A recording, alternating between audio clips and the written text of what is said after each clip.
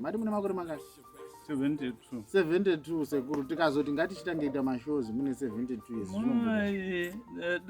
Dai ndaimbokupangidzai apa ndiri kujaivha apa. Kujaivha.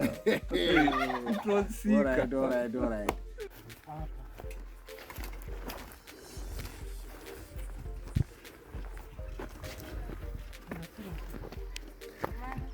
Yesikani chisika.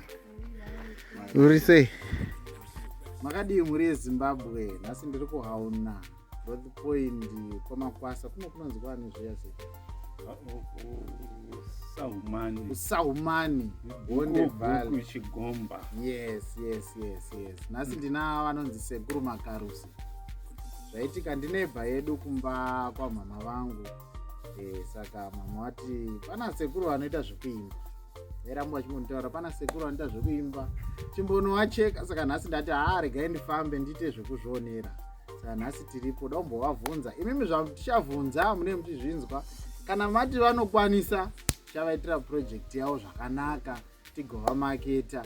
Zvinhu zvinofadza kuona vanhu vechiku. Asi sekuru mazotanga kuda kuzoita zvekuimba makuru. Inini kuchikubra kuzvarwa ndichangoti kure kukwanisa kuerenga. Ndopa ndakatanga kubata hymn Anglican. Ndaiimba from song 1 to the last one. Ndichingoimba manheru aya ndabva kuchikoro ndichingoimba. Saka ndapedza izvozvo ndakusekondari kunonzi kuImmanuel Secondary School kuNorth Nyanga. Ndaitoimba ndichimirira house yese paboarding, ndichitoimbira house yese ndichitowina pamahouse competitions. Wow. Mane makore mangani sekuru? Mai ndaenda 72 hakuzi kutamba. 72 years.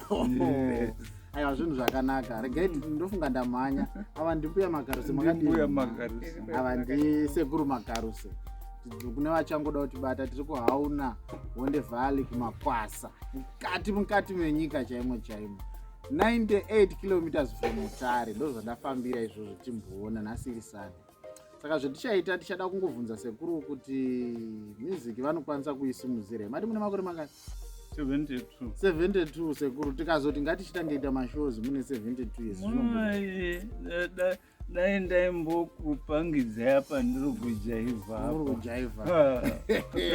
Kutotsika. All right. Aiwa zvakanaka.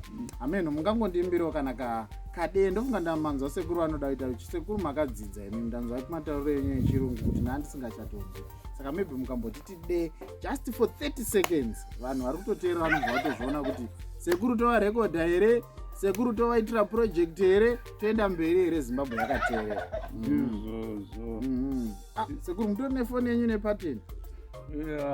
Kundoitawo live pausangana. Ndikuona pane nziyo dzaDhokasi moyo munomufarira naye? Ndinomufarira Dhokasi. Okay, sekuru.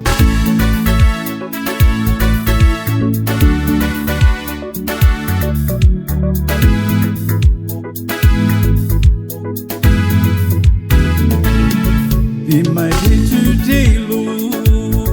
Let the light and the Lord be allowed over sin and blessed by yourself.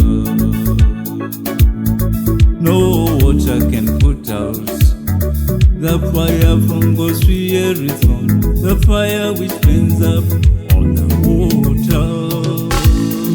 There is no hiding place from the Father of all creation. Ndaona kuti kunorimwa kunoshandwa. Munozozvigona sei kubalansa kumusic? Nguva yekunyora nziyo dzacho mune mai wanepi? Ndaona munda wakakura kudai wemabhanana. Inguva pfupi basi yekuti tiri kutaura muchidimbu. Inini ndiyo dzendinoita, pamwe pacho ndinorota, pamwe pacho minamato yandinoita, pamwe pacho is just plain inspiration inobva kuna Mwari. Saka pari pakukompoza easy ndozviziva kuti they just keep calm. Manje kana takuta zvemusic mune muchagara pamusha here mune makuswera akatakuta mashona nadhoka hatimboshi zvakadaro ndo zvatinofarira nana majesi because inini I believe kuti music yandinoimba gospel yacho ine message yakasimba ndoda kuti vanhu vazive message yemasongs angu ndo chichemo changu chandagara ndichidai Mwari anditungamira kuti ndisvike panditaure soko rake through music. Alright, hey, thank you so much sekuru ndava nenguva yakanaka. Muri yeZimbabwe ka ichatitaurira kuti toenderera mberi nasekuru Makarusi. Tiri kunoku kwaona Hondi Valley. Ava ndimira Makarusi. Sekuru Makarusi inini ndini wenyu munongoziva Kunashe Studios Olin Anderson. Tatenda. Tinongokutendai rambai muchishingira. Muri yeZimbabwe ichataura kuti toenderera mberi here neproject yedu handiti. Ndizvo. Thank you so much. Thank you so much. Thank you.